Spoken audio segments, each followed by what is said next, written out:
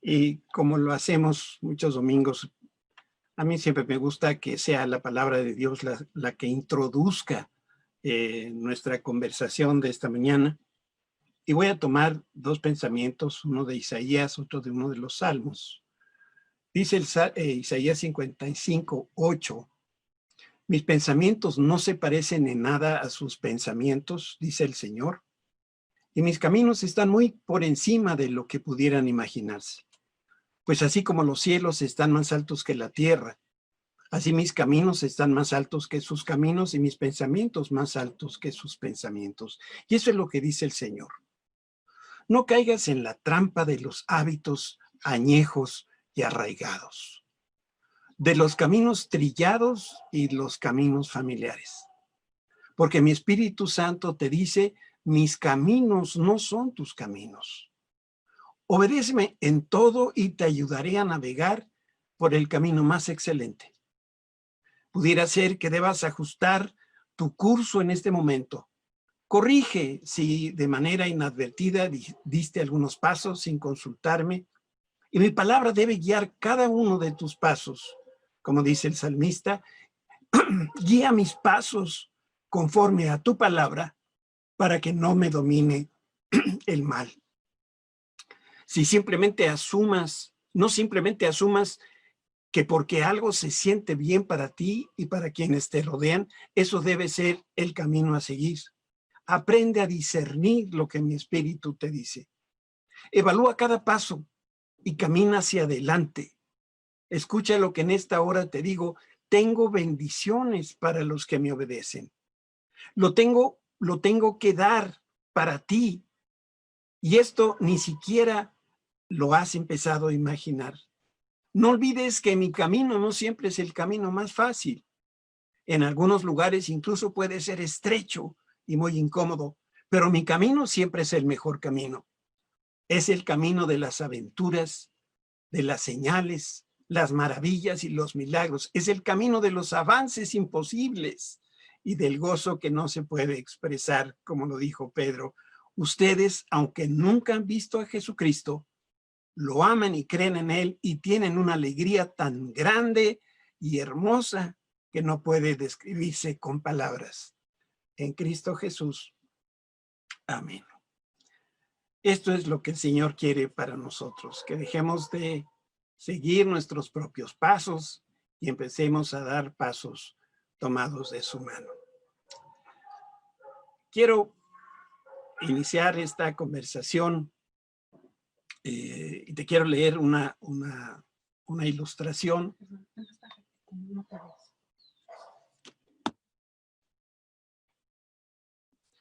Quiero leerles una ilustración que Susi recibió en esta semana de una de sus amigas de Chile, que se me hizo muy propicia para arrancar esta conversación.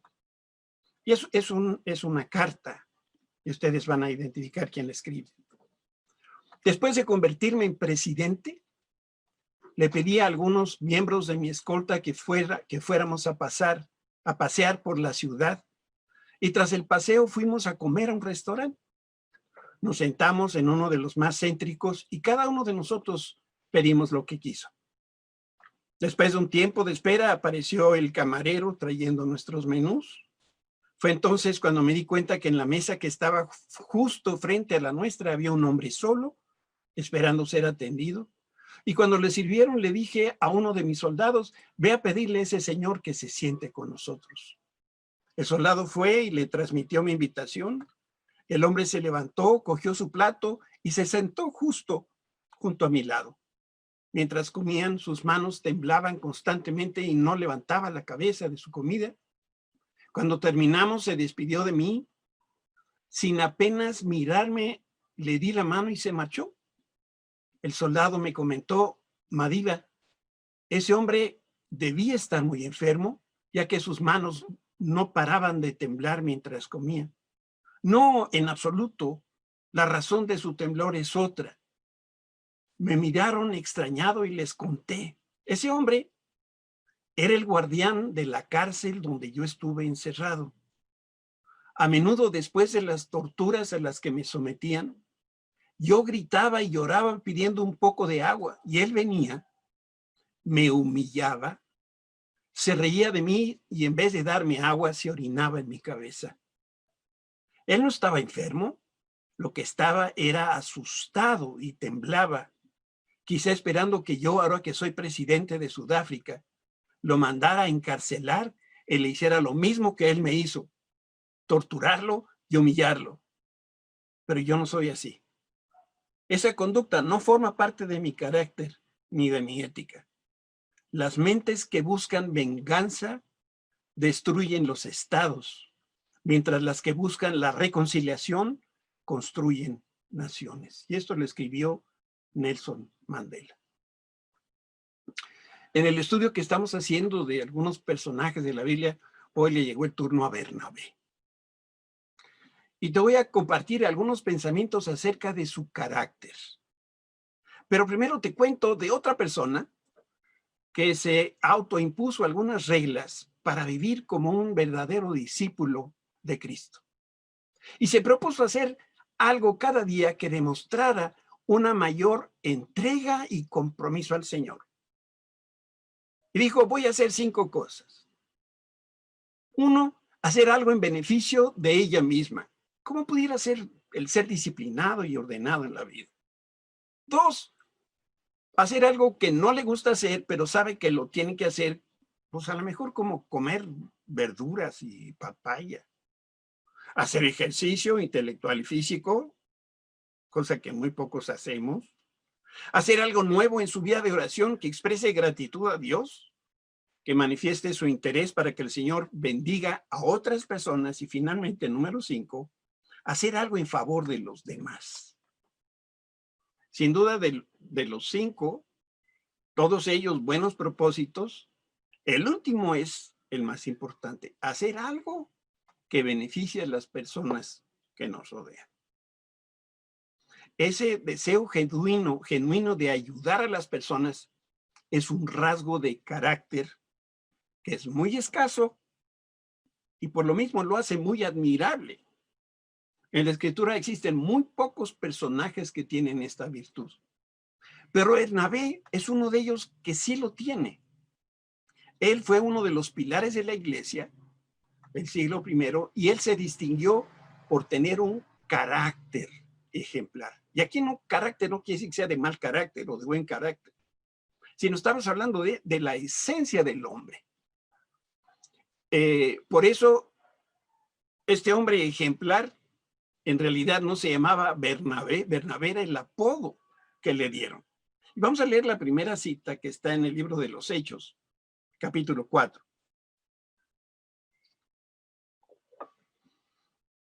Por ejemplo, había un tal José a quien los apóstoles le pusieron el sobrenombre Bernabé, que significa hijo de ánimo o hijo de consolación.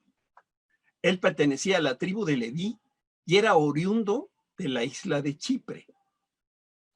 Este apodo tan significativo se tradujo del original de diferentes maneras y aparece en la escritura como hijo del ánimo o del aliento o hijo de la fortaleza, hijo del consuelo y del alivio o el hijo de la exhortación. Los datos biográficos que nosotros tenemos de Bernabé no son realmente escasos, pero lo que sí es claro es la calidad de corazón que tenía este hombre, su liberalidad y su generosidad, su disposición de ser bondadoso, misericordioso y la empatía que tenía con las personas que lo rodeaban. ¿Sabes? Los apóstoles y los demás discípulos de Cristo fueron testigos en repetidas ocasiones de cómo Bernabé animaba y consolaba a las personas. Y así fue como perdió su nombre de pila y se le quedó el apodo. Para decirlo en una sola palabra, Bernabé tenía el carácter de Cristo. No era Cristo, pero tenía rasgos similares en el carácter que el Señor tiene. Yo desconozco si allá en Palestina, en tiempos de los apóstoles, la gente comía mole, pero lo que estoy seguro era que Bernabé fue el primer ajonjolí de todos los moles. era conocido por todos, porque animaba, porque consolaba a las personas. Y cada vez que aparece Bernabé en la Escritura, lo vemos fortaleciendo, apapachando a algún apachurrado. ¿Cómo me gustaría tener más amigos como Bernabé? Te cuento un poquito de sus antecedentes y darte de alguna forma el perfil de este hombre, que lo leímos brevemente en la escritura. Él era un judío chipriota y todo indica, por lo que dice el Nuevo Testamento, que él hablaba 2 idiomas, el hebreo y el griego. Venía de una familia aristocrática. Es posible que se encontrara en Jerusalén cuando Jesús celebró la última Pascua, no sabemos, pero pudiera ser. Incluso algunos estudiosos creen que Bernabé estuvo ahí en el aposento alto, el día que el Espíritu Santo se derramó en esas 120 personas ahí reunidas, y que a lo mejor también estuvo presente después cuando Pedro predicó a los testigos presenciales de ese primer Pentecostés. Por otro lado, la Biblia muestra que Bernabé ministró en varias ciudades, pero destaca de manera especial la permanencia que tuvo en Jerusalén. Ahí el Señor lo levantó como pilar y como de uno de los principales líderes de la primera iglesia. Ahora déjame que te hable un poquito de la iglesia del siglo I. El libro de los Hechos es hermoso precisamente porque nos da un cuadro muy gráfico de esa iglesia. Estaba constituida básicamente por familias pobres. Un buen número de los que formaban esa primera iglesia, yo pienso, la Biblia no lo dice en estos términos, pero eran como hombres y mujeres sentenciados a muerte que estaban esperando ser ejecutados. La persona lo digo por eso, la persona que confesaba públicamente su fe en Jesucristo, que era lo que hacían estos cristianos del primer siglo, de manera implícita lo que estaban haciendo era renunciar al César y a su adoración.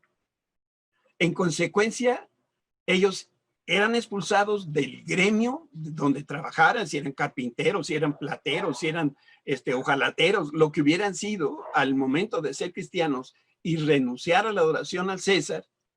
Estos hombres eran expulsados de su gremio y si no pertenecías a un gremio te morías de hambre. Por eso digo, eran sentenciados a muerte. Además estaban esperando el día que ya no tuvieran recursos y se murieran. En aquel tiempo había muy pocas fuentes de trabajo para los cristianos locales como los de Jerusalén, y mucho menos había trabajo para los que vinieran de fuera. Después de los exilios de que hemos estado aprendiendo durante la enseñanza, muchos judíos se quedaron a vivir en otros países. Por eso una buena parte de la iglesia eran extranjeros. Como ellos eran cuidadosos de seguir la ley, cada año regresaban de donde se hubieran quedado afuera de Palestina y venían a Jerusalén a festejar la Pascua, por ejemplo, y a festejar aquellas fiestas anuales que requerían que todo el pueblo se reuniera. Después de ese Pentecostés famoso del libro de los Hechos, capítulo 2, es probable que más personas se quedaron en la ciudad. Ahora, ¿por qué se quedaban en las ciudades? Hay una razón muy sencilla, porque tenían hambre de conocer a Cristo. A lo mejor fuera, lejos, bueno, sí estaban más a gusto en el sentido de que no eran perseguidos, pero también estaban separados del resto de la iglesia y lo que ellos querían era escuchar más de Cristo. Esos primeros cristianos tenían carencias fundamentales y profundas. En ese tiempo de mucha escasez, el Espíritu Santo movió el corazón de muchos creyentes y ellos amaron de manera incondicional, especialmente a los más necesitados. Y hubo cristianos que incluso vendieron sus propiedades para compartir sus ganancias. Esto no es una comunidad, esto no es una comuna. Este no es el inicio del comunismo, tampoco. Simplemente personas movidas por el amor que tenían por sus hermanos en Cristo, al verles tan limitados en sus recursos, decidieron vender lo que tenían dárselos a los apóstoles en un fondo común para que fueran estos hombres quienes pudieran ayudar a los más pobres. Esta mañana también te quiero decir dos cosas que hacía muy concretamente Bernabé. La primera era que él daba de comer a los pobres. En los años del 54 al 41 a.C., hubo hambrunas gravísimas que azotaron a las naciones del Mediterráneo. Esa profecía que Dios le dio a través de Ágabo se llevó a cabo, se cumplió, y asombrosamente la escasez de alimentos fue lo que despertó a misericordia a las personas de la iglesia de Antioquía. Y aquí hay una primera enseñanza para nosotros. Dios nos está llamando en esta pandemia a compartir, a dar, a ser generosos. Qué hermoso el día en que nosotros, entendiendo nuestro llamado en medio de este dolor de la pandemia y la angustia de la pandemia, seamos movidos como la iglesia del libro de los Hechos a compartir y a dar de manera generosa. Yo no sé si sabes lo que es generoso. Una cosa es dar, y qué bueno, porque dice la Biblia que hay más bendición para aquel que da que para aquel que recibe. Pero hay otros que se caracterizan por su liberalidad, por su generosidad al dar. La profecía la leemos en el libro de los Hechos y vamos a darle lectura. Hechos capítulo 11. Ahí leemos. Uno de ellos, uno de los profetas llamado Ágabo, se puso en pie en una de las reuniones y predijo por medio del Espíritu que iba a haber una gran hambre en todo el mundo romano, y esto se cumplió durante el reinado de Claudio, que era uno de los emperadores romanos. Las personas de la iglesia de Antioquía fueron particularmente sensibles y se identificaron con el sufrimiento de los cristianos de Jerusalén. Y cada persona de manera individual ayudó en la medida de sus posibilidades. Yo quiero que leas este pasaje y que lo leas con toda la intención de poder entender. Hechos 11:29, ve lo que dice. Entonces los discípulos, y aquí se está refiriendo a los creyentes y a los seguidores, cada uno conforme a lo que tenía, determinaron enviar socorro a los hermanos que habitaban en Judea, lo cual en efecto hicieron, enviándolo a los ancianos por mano de Bernabé y Saulo. Qué importante aquí es ponerse el saco, tomar nuestra responsabilidad personal y dejar de pensar en mí y mi conveniencia para poder pensar en los demás. Eso es el principio de la generosidad. Empieza cuando tú dejas de ver tus necesidades para poder enfocarte en las necesidades de los demás. De manera que no esperes la oportunidad de recibir. Es mejor que busques la oportunidad de dar. Y como lo acabamos de leer, que cada uno dé conforme a lo que tiene. Las contribuciones de los miembros de la iglesia de Antioquía las fueron a depositar confiadamente en las manos de Bernabé y Saulo.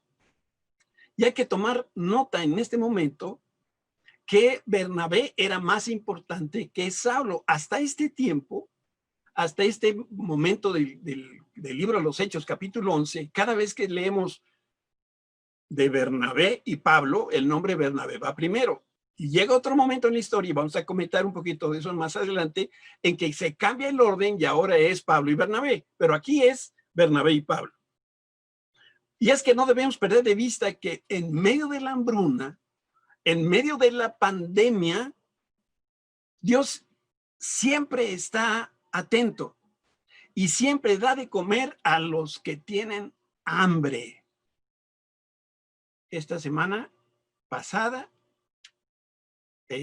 yo tuve la visita de dos personas, como le pasó al profeta Elías, que fue visitado por los cuervos, y una persona me trajo unas gorditas de chicharrón que no le compartí a mi esposa.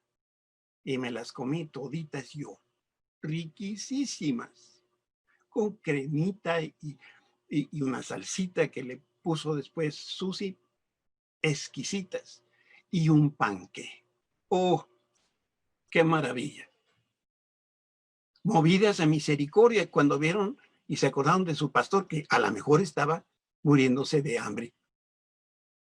Desde los tiempos del Antiguo Testamento, el Señor estableció leyes para que su pueblo ayudara a los que estaban pasando apuros o aprietos económicos. Vamos a leer el pasaje en el Levítico capítulo 19. Cuando recojas las cosechas de tu tierra, no ciegues el grano en las orillas de tus campos, ni levantes lo que caiga de los segadores. Harás lo mismo con la cosecha de las uvas. No cortes hasta el último racimo de las vides, ni recojas las uvas que caigan al suelo. Fíjate, déjalas para los pobres y para los extranjeros que viven entre ustedes. Yo soy el Señor, tu Dios. Esto lo escribió Moisés muchos años antes de la hambruna de la que estamos haciendo referencia en el libro de los Hechos. Y desde entonces la ley establecía que los agricultores debían dejar alimento en sus campos para sostener a los pobres. Esto no era una opción, esto era una orden expresa de Dios. Te digo algo sin ánimo de ofenderte.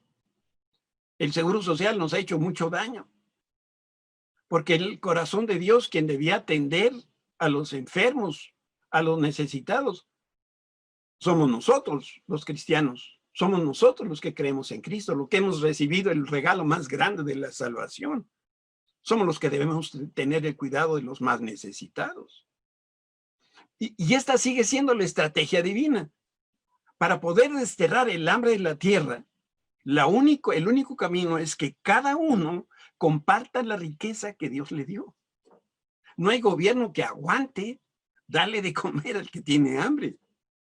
Pero cuando nos sumamos tú y yo a esa tarea, entonces sí hay manos y hay materia suficiente para dar de comer a los que no lo tienen. Y también los que están a cargo de los necesitados y comparten a manos llenas, pues a manos llenas van a recibir bendiciones de parte de Dios. Leemos este pasaje en Isaías 58. Esta es una promesa. Y si dieres tu pan al hambriento y saciares al alma afligida, en las tinieblas nacerá tu luz y tu oscuridad será como el mediodía. En otras palabras, si ofrecen su pan al hambriento y ayudan a los que sufren, brillarán como la luz en la oscuridad, como la luz del mediodía. Y hay otro pasaje, Proverbios 19:17. Fíjate, si ayudas al pobre, nada más y nada menos que le estás prestando al Señor. Y luego aclara, y el Señor te lo va a pagar. ¡Wow! Yo no sé si esto te asombre y te anime. Ahora, está el otro lado de esta misma moneda. Y ese es el castigo que va a venir para aquel que se hace de oídos sordos y que cierra su cartera a la necesidad del otro. Y dice Proverbios 21:13 lo siguiente: los que tapan sus oídos al clamor del pobre, tampoco recibirán ayuda cuando pasen necesidad. Como Bernabé, nosotros debemos tener la disposición de ayudar a los pobres, a los que tienen hambre. No sé si tú sabías, pero la palabra consuelo en griego es paracleto. Y es el mismo nombre que tiene el Espíritu Santo. Él es el consolador perfecto. Consolador quiere decir llamado a servir al lado de otro. Y esto era justamente lo que Bernabé hacía. Iba de un lado a otro ayudando a los pobres y a los más necesitados. Y yo te quiero recordar esta mañana que tú y yo tenemos este mismo llamado. Dios no hace distinción de personas. Llamó a Bernabé para hacerlo, igual que nos llama a nosotros para hacerlo. Y había una segunda cosa que hacía Bernabé. Bernabé le tendió la mano a una persona de reputación muy cuestionable. ¿Cómo eran las condiciones alrededor de Pablo después de que este hombre rindió su vida a Jesucristo Y especialmente cuando él ya se dirigía a Jerusalén, que Jerusalén en aquellos días era la capital de la fe cristiana. Bueno, la Biblia narra con todo cuidado que Pablo era rechazado por la misma iglesia que Pablo estuvo persiguiendo. También fue rechazado por el Sanedrín, ese consejo directivo de la iglesia judía. Y esta, que era la élite religiosa, consideraba que Pablo era un traidor a la causa judía. Entonces, en particular, los líderes religiosos cristianos se alarmaron cuando se enteraron el cambio de vida que tenía Pablo. Nadie olvidaba los malos tratos que Saulo dio a los cristianos, porque él metió a muchos inocentes en la cárcel, hombres y mujeres por igual. Todos conocían la historia del apedreamiento de Esteban, y dice la escritura que Pablo sostenía en sus manos la ropa de las personas que lanzaron piedras a Esteban. ¿Para qué lo hacían? Era como si Pablo dijera, dame tu ropa, yo te ayudo para que la ropa no te estorbe y agarres piedras y mates a Esteban. Eso es lo que hizo Pablo por Esteban. Lo último que los amigos de Pablo supieron era que él iba a Damasco, que llevaba cartas de las autoridades religiosas para eliminar a todos los seguidores de Cristo. Esa fue la última historia que escucharon de Pablo. Y ahora resulta que Pablo era un cristiano, y un cristiano ejemplar. Las personas no lo creían. Lo que no sabían era que Saulo había cambiado radicalmente, porque dejó de ser un perseguidor de Cristo rabioso, y esa es una palabra que se usa ahí en el Nuevo Testamento para describir la actitud de Pablo. Dice la Biblia que respiraba odio, pues se convirtió en el seguidor más fervoroso de Cristo. Esto era imposible de creer. Yo creo que les he platicado esa historia. Un par de veces me invitaron a predicar ahorita me viene el nombre, en Veracruz, en el estado de Veracruz. Y estuve predicando viernes, sábado y domingo. Y una persona el viernes me escuchó. Resulta que era conocida de alguna manera de mi familia, y sin saberlo, yo esa misma noche fue y le habló a otra amiga de que estaba este hombre, Arturo Gómez, que estaba predicando en la iglesia fulanita de Abraham, Jalapa. Entonces al sábado viene esta persona y me dice, yo cuando escuché que tú estabas predicando, no lo podía creer. Entonces tuve que venir aquí para escucharte y ver que tú habías cambiado, porque el Arturo Gómez que yo conocía no es el mismo Arturo Gómez que ahora estoy conociendo. Bueno, Pablo y yo somos diferentes. Creo que Pablo era un poquito mejor que yo. Pero el punto que estoy tratando de establecer es que la gente se quedó con esa imagen que Pablo tenía. Y entonces cuando regresó de Jerusalén, lo primero que Pablo hizo fue tratar de relacionarse, de vincularse con los discípulos de Jesús. Y como todos ellos tenían un corazón amoroso, lo recibieron en sus brazos. Miren cómo lo dice la Escritura. Hechos 9:26. Cuando Saulo llegó a Jerusalén, trató de reunirse con los creyentes, pero todos le tenían miedo. No creían que de verdad se había convertido en un creyente. De acuerdo con el tiempo del verbo de este texto, debemos entender que Pablo hacía continuos esfuerzos por asociarse con los cristianos, pero no lo lograba. ¿Por qué? Porque Pablo era otro apóstol que también había sido llamado por Jesús. Sin embargo, los judíos no podían creer que Pablo hubiera cambiado o que el cambio realmente fuera genuino. Pablo anhelaba ser aceptado por los líderes de la iglesia. Quería que lo reconocieran como parte del grupo de los 12 apóstoles. Y la razón para no aceptarlo no la conocemos. Solamente podríamos quizás suponer algunos escenarios. Y déjate los cuento, como digo, no tenemos certeza bíblica, pero quizás se resistían a recibirlo por temor a que el cambio en Pablo solamente fuera una estrategia para destruir a los demás cristianos. O quizás los apóstoles probaban la firmeza de Pablo para ver si realmente se había entregado a Jesús. O creían que Pablo quizá a lo mejor iba a formar su propia iglesia. O quizá querían que empezara desde abajo en la escalera eclesiástica, primero que fuera miembro de la iglesia y hacer sus méritos para que a lo mejor algún día llegara al liderazgo de la iglesia. Pues sin importar cuál haya sido el escenario verdadero, en ese momento de rechazo aparece Bernabé. Y Bernabé literalmente tomó de la mano a Pablo y lo introdujo al grupo de los apóstoles. Se necesita mucho valor y mucho amor para hacerlo. Toma nota de los argumentos que empleó Bernabé para convencer a esos hombres escépticos, cristianos, pero escépticos. Y en ese grupo estaba Pedro y estaba Jacobo, el hermano de Jesús. Vamos a leer Hechos 9:27. Entonces Bernabé, tomándole, se lo llevó a los apóstoles. Como les digo, fueron 3 cosas las que hizo. Primera, les contó cómo Saulo había visto al Señor en el camino a Damasco. 2, les dijo cómo el Señor le había hablado a Saulo. Y también les dijo que en Damasco, y esa es la tercera cosa, Saulo había predicado con valentía en el nombre de Jesús. ¿Qué era lo que estaba haciendo Bernabé? Tomando a Pablo bajo su ala. Ahora, ¿qué acciones concretas fueron las que tomó a favor de Pablo? Reitero, Bernabé fue uno de los líderes principales de la iglesia de Jerusalén.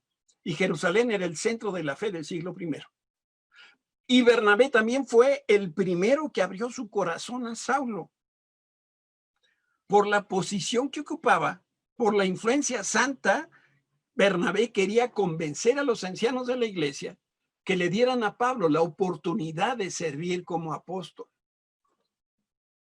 Bernabé reconoció que la designación y que el llamado de Pablo vino directamente de Jesucristo. Él no lo testificaba, es decir, no estuvo presente, pero al conocer a Pablo, él creyó lo que Pablo le estaba diciendo.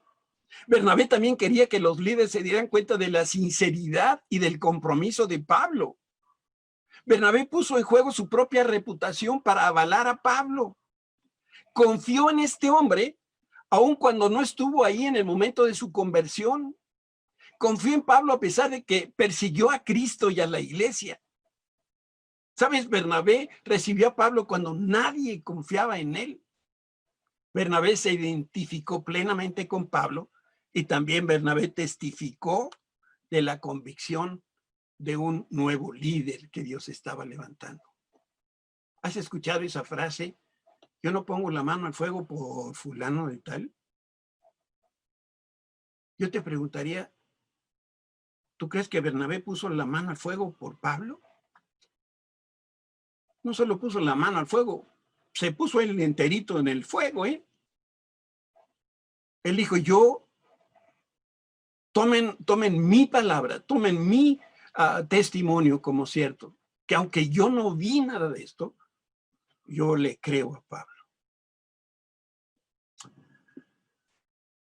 Si Dios quiere, me gustaría seguir platicando el próximo domingo un poco más de Bernabé, pero para concluir, te quiero contar lo siguiente.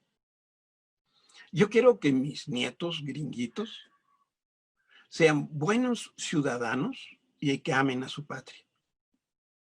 Y lo que voy a narrar, se los envié hace algunas semanas atrás, porque Estados Unidos, como orábamos con Becky, está viviendo tiempos muy complicados, de mucha confusión.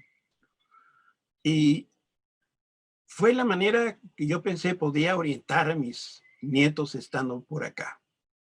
Este año de elecciones es un año donde los niños están expuestos a escuchar muchas cosas y seguramente algunas les causarán duda o temor, y yo les envié esto que yo te quiero ahora leer.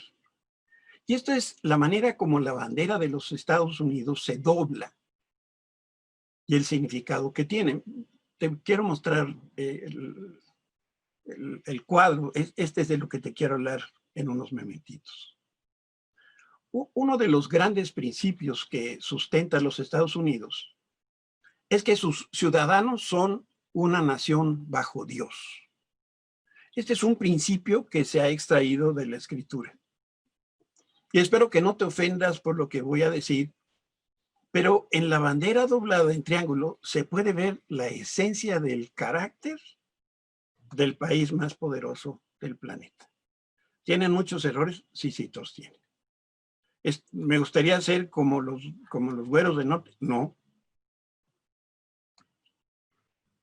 Pero me gustaría que hoy, por unos instantes, meditáramos tú y yo en la esencia del carácter de una nación. Los americanos hablan de los padres fundadores y yo te puedo decir que con todo y sus fallas, en su mayoría fueron hombres cristianos temerosos de Dios. Y el 4 de julio de 1776 se firmó la Declaración de Independencia del Reino Unido de la Gran Bretaña. De seguro, lo has visto en la televisión o en el cine, algún funeral militar.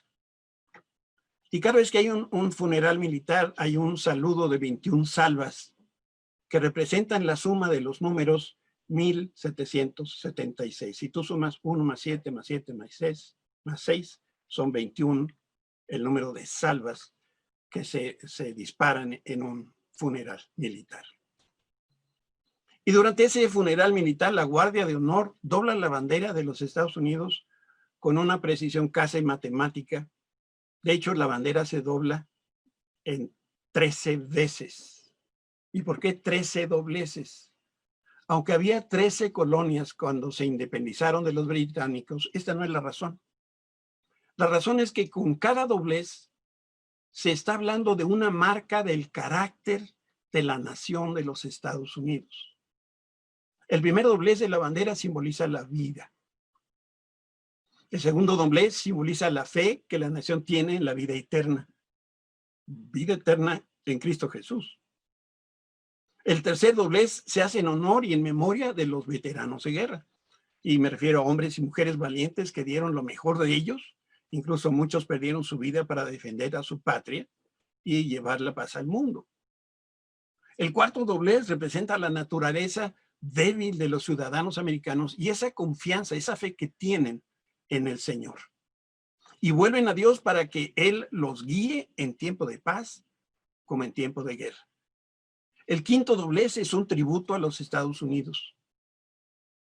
Stephen Decatur, un oficial naval que destacó por su heroísmo en la guerra anglo-estadounidense de 1812, dijo: nuestro país, en su trato con otras naciones, debe estar del lado de lo correcto. Pero seguirá siendo nuestra nación si está en lo correcto o en lo incorrecto. El sexto doblez es donde el corazón de los ciudadanos se encuentra. Porque es con el corazón que los ciudadanos se comprometen a ser leales a la bandera de los Estados Unidos y a la república que representa una nación bajo Dios, indivisible, con libertad y justicia para todos. El séptimo doblez es un tributo a las Fuerzas Armadas. A través de sus ejércitos, protegen a su nación y a su bandera contra todos sus enemigos, sea que se encuentren dentro o fuera de los límites de su territorio. El octavo doblez es un homenaje a cada persona que sirvió a su patria y se adelantó entrando en el valle de la sombra de muerte, para que los demás puedan ver la luz del día. El noveno doblez es un homenaje a la mujer y a las madres, porque fue a través de su fe, su amor, su lealtad y su devoción que se moldeó el carácter de los hombres y de las mujeres que han hecho grande a este país. Número 10 es un homenaje al padre varón, porque él también ha dado a sus hijos e hijas para la defensa de su nación. El onceavo doblez representa la parte inferior del sello del rey David y del rey Salomón, y glorifica a los ojos de los hebreos, de los judíos, al Dios de Abraham, de Isaac y de Jacob. Esa alianza que tiene Estados Unidos con Israel nace de esta visión. Y al hacerlo, lo que están buscando es glorificar al Dios de Abraham, de Isaac y de Jacob. El 12avo doblez representa un emblema de la eternidad y glorifica a los ojos de todos a Dios el Padre, el Hijo y el Espíritu Santo. El 13avo doblez es cuando la bandera ya está completamente doblada.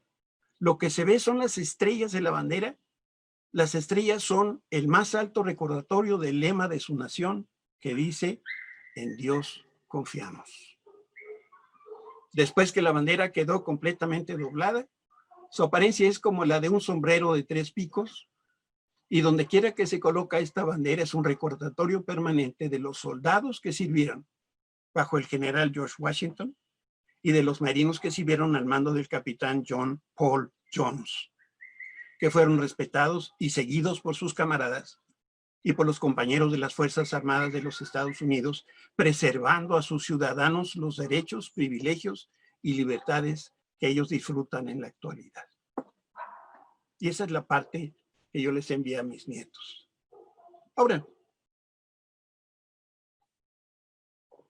desde mi punto de vista, y como dije hace unos momentos, espero no ofender a nadie con esto, porque no estoy hablando bien del país, estoy hablando bien del carácter del país. La grandeza de los Estados Unidos está en su cimiento y en su carácter, porque su cimiento fue la palabra de Dios y su carácter lo tomaron de Jesucristo. Que si se han desviado o no, esa es otra historia. Yo te quiero preguntar esta mañana, ¿te gustaría ser una potencia en tu ámbito de competencia?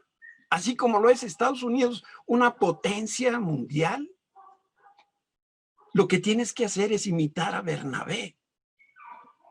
Él es una sombra pálida del carácter de Cristo. El carácter de Jesús es tu mejor activo. Ser como Cristo es garantía de éxito en todo lo que haces. Por eso yo te quiero invitar en esta mañana a hacer una oración. Y que esta oración realmente sea tu oración. Te pregunto, ¿te gustaría ser como Jesús? Yo creo que sí. Por eso tú puedes hacer conmigo esta oración. Padre, yo quiero ser como Jesús. Una persona que no siguió el consejo de los malos, que decidió no andar en el camino de los pecadores, que se apartó de los que pecan y no hizo amistad con los que se burlan de ti. Padre, yo quiero ser como Jesús. Quiero encontrar el deleite en obedecer tu palabra y meditaré en tus consejos, y tu palabra no se apartará de mí ni de día ni de noche. Padre, yo quiero ser como Jesús, un árbol plantado junto a corrientes de agua, que da su fruto a su tiempo y su hoja no cae, y todo lo que hace prosperará. Podemos tener muchas cosas en la vida: posición, bienes, poder, pero si tenemos el carácter de Cristo, tenemos lo mejor. Yo te invito a que podamos nosotros verdaderamente vivir el carácter de Cristo. Que el Señor nos bendiga a todos. Muchas gracias.